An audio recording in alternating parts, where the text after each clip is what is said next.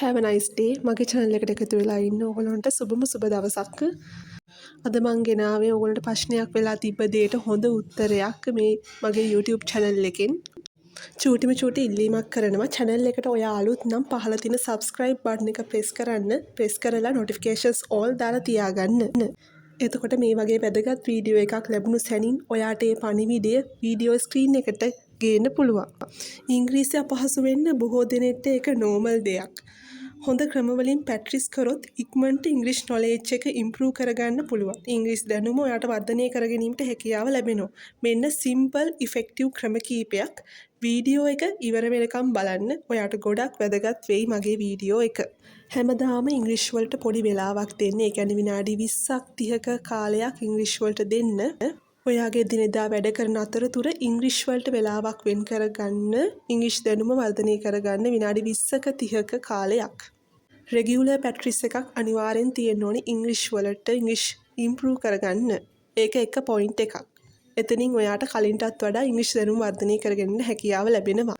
හරි අපි බලමු ඊළඟ ස්ටෙප් එක මොකක්ද කියලා ඉංග්‍රීසි ඉම්ප්‍රූව් කරගන්න. ඉංග්‍රීසි ලිස්නින් ප්‍රැක්ටිස් කරන්න. එතකොට ඔයාට නොදැනීම ඉංග්‍රීසි දැනුම වර්ධනය කරගන්න හැකියාව ලැබෙනවා. ඉංග්‍රීසි songs, movies, YouTube ඉංග්‍රීසි වීඩියෝස් බලන්න. හොඳ ක්‍රමයක් තමයි මේ වීඩියෝස් නිකම්ම බලන්න එපා. ඔයාගේ ඉංග්‍රීසි දැනුම වර්ධනය කරන්න ස්ටෙප් බයි ස්ටෙප් ඔයාට පුළුවන් වෙනවා. ඒ ඉංග්‍රීසි වීඩියෝස් සබ්ටයිටල්ස් දාලා බලන්න. එතකොට ඔයාට ඉංග්‍රීසි දැනුම ඒවා සබ්ටයිටල්ස් දැකලා ඔයාගේ ඉංග්‍රීසි දැනුම වර්ධනය කරගන්න හැකියාව ලැබෙනවා. ඒක තවත් ස්ටෙප් එකක් ඉංග්‍රීසි knowledge එක improve කරගන්න ඔයාට. ඊළඟ ස්ටෙප් එක තමයි හොඳ apps use කරන්න. අපි බලමු YouTube.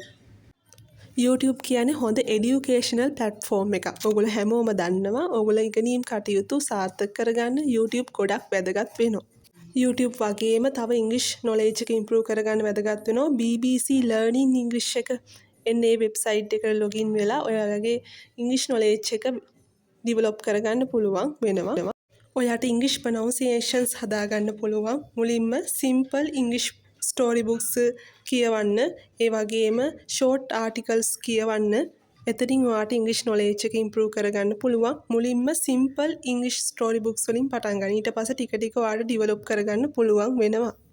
එතකොට ඔයා story books articles කියවනකොට අලුත් අමාරු වචන හම්බෙනවනේ. ඒවා අන්ඩර්ලයින් කරලා ඒවයි මීනින්ග්ස් බලන්න පුළුවන් වෙනවා. ඒ අමාරු වචනවල තේරුම් ඩික්ෂනරි එකකින් නැත්තම් ඔයාට වෙලාව ගත වෙනවා කියලා දැනෙනවා නම් Google Translator එක use කරලා ඔයාට ඒ මීනින්ග්ස් බලා ගන්න හැකියාව ලැබෙනවා.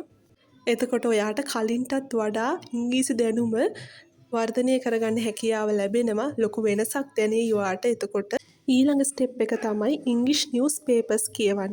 ඒක ගොඩක් වැදගත් වෙනවා ඉංග්‍රීසි knowledge එක improve කරගන්න අනිවාර්යයෙන්ම. ඔයාට ඉංග්‍රීසි නිවුස් පේපර්ස් කියවන එක අමාරුවක් වගේ දැනෙනවා නම් තව ක්‍රමයක් තියෙනවා ඉංග්‍රීසි නිවුස් පේපර්ස් කියවන්න. ඒ තමයි නිවුස් apps වලින්. Google News ගොඩක් හොඳයි. එතකොට ඔයාට ඉබේම ඉංග්‍රීසි දැනුම වර්ධනය කරගන්න පුළුවන් කලින්ටත් වඩා වැඩියෙන්. රීඩින් විතරක්ම නෙමේ රයිටින් ප්‍රැක්ටිස් කරන්නත් ඕන වෙනවා ඉංග්‍රීසි ඉම්ප්‍රූව් කරගන්න. මුලින්ම සිම්පල් සෙන්ටෙන්ස් වලින් පටන් ගන්න. එක්සාම්පල් එකක් today I went to school. එනේ වගේ සිම්පල් සෙන්ටෙන්ස් වලින් පටන් ගන්න. ඩිෆිකල්ට් අමාරු වෙන සෙන්ටෙන්ස් වලින් පටන් ගන්න එපා. මුලින්ම සිම්පල් සෙන්ටෙන්ස් වලින් ඔයාගේ ඉංග්‍රීසි knowledge එක වැඩි දියුණු කරගන්න පුළුවන්. තව ඩයරි එකක් මේන්ටේන් කරන එක ගොඩක් වැදගත් වෙනවා ඉංග්‍රීසි knowledge එක වැඩි දියුණු කරගන්න. ඒ වගේම chatting ඉංග්‍රීසි වලින් try කරන්න.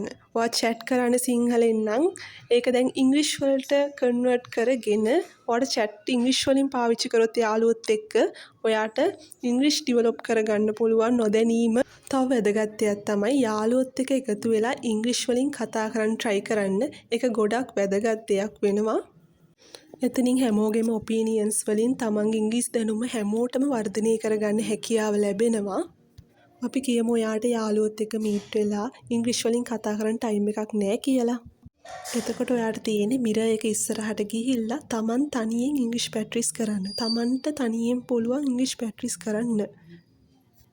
මේ මං කරෙත් ඇත්තටම එහෙම තමයි ඉංග්‍රීසි ප්‍රැක්ටිස් කරේ.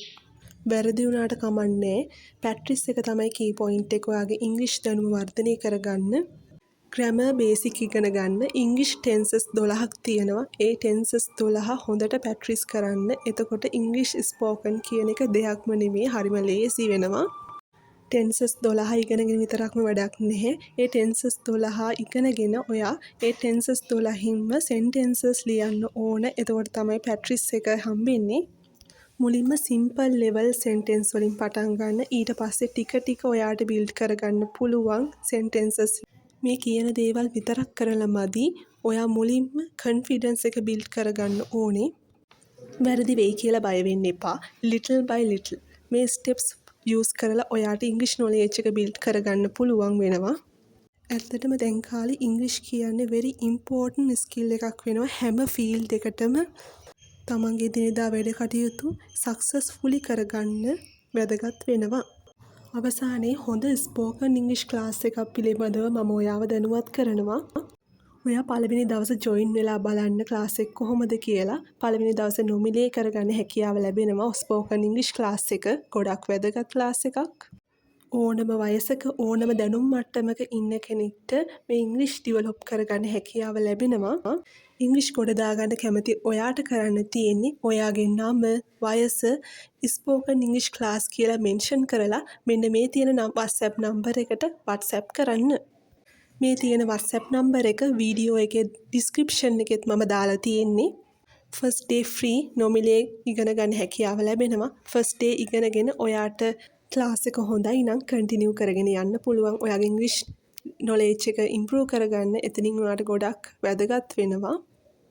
ඉතින් වීඩියෝ එක එන්ඩ් කරන්න කලින් මට කියන්න තියෙන්නේ මම අද කියලා දුන්න ස්ටෙප්ස් ටික ඉංග්‍රීසි නොලෙජ් එක ඉම්ප්‍රූව් කරගන්න තියෙන ස්ටෙප්ස් ටික අද ඉඳලම පටන් ගන්න. එතකොට ඔයාට බයක් නැතුව ඉංග්‍රීසි ගොඩ දාගන්න පුළුවන්. ඒ වගේම ඉංග්‍රීසි ටික ඒ විදියටම කරලා ඉම්ප්‍රූව් කරලා ස්පෝකන් ඉංග්‍රීසි ක්ලාස් එකටත් ජොයින් වෙලා බලන්න කියලාත් මම මතක් කරනවා.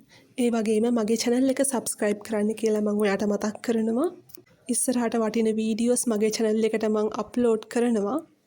ඒ ඉංග්‍රීසි ලෙසන් වීඩියෝස් වලිනුත් ඔයාට ඉංග්‍රීසි නොලෙජ් එක ගොඩක් වර්ධනය කරගන්න හැකියාව ලැබෙනවා. එහෙනම් මම මේ වීඩියෝ එක අවසන් කරන්න යන්නේ. අපි තවත් වැදගත් වීඩියෝ එකකින් හමු වෙමු මේ වගේ. සුබම සුබ දවසක් වේවා ඔයගොල්ලොන්ට. ආයුබෝවන්.